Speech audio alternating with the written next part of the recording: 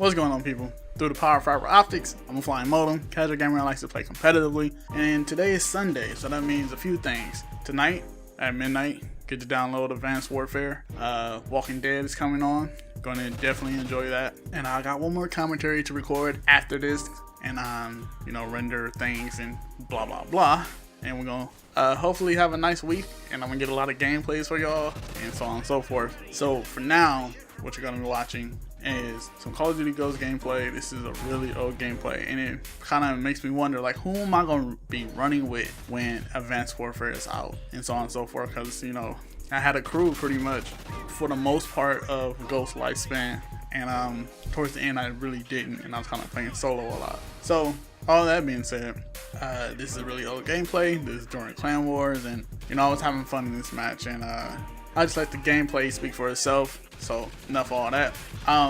What they aren't telling you about 60 frames per second, right? There's always arguments about whether or not 60 frames per second matter or not. Now, games playing in 60 frames per second, I don't know if that really matters, just me personally, because for the most part Destiny runs pretty good and it's only at 30 frames per second, and people love to claim that it would run so much better if it was in 60 frames per second native.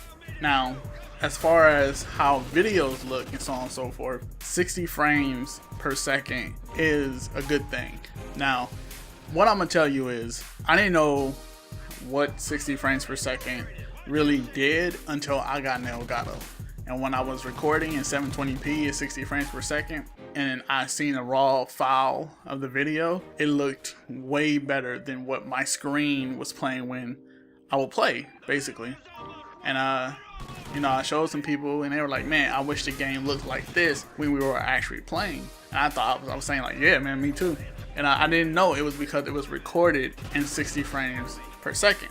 And I didn't catch on to this because I was trying to render out that video quality because it looked so much better than what my settings was or whatever. Even though it was, my regular settings were great, and I was trying all kinds of different settings to make the same quality as the raw image and whatever. And I figured I couldn't do it because whatever goes through the rendering process, that's just how it comes out. So I didn't figure that out until, like, man, I've tried rendering when YouTube announced it that there would be 60 frames per second on a video or whatever. And people were like, "Well, we gotta find render settings for this." And I went early on and found a render setting to get 60 frames per second. And when I tested it, and it came out like the raw file, it looked exactly the same. And I was like, wow, okay, that's why it looks so much better, because it's recording in 60 frames. So what they aren't telling you, or maybe they don't know, maybe they don't care to mention this or whatever, your eyes aren't actually seeing 60 frames per second, because, like, a lot of people like to say, the human eye can only see 24 frames per second or something like that.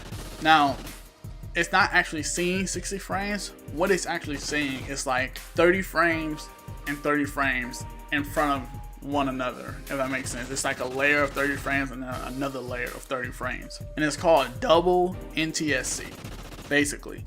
And it's not actually like a full 60 frames. It's like 59.9473 or something like that. But basically, that's what they're not saying about 60 frames per second. It kind of just adds a layer of depth to it, and it's no longer just a flat surface you're watching. It has some depth to it, and it looks really good, to me at least.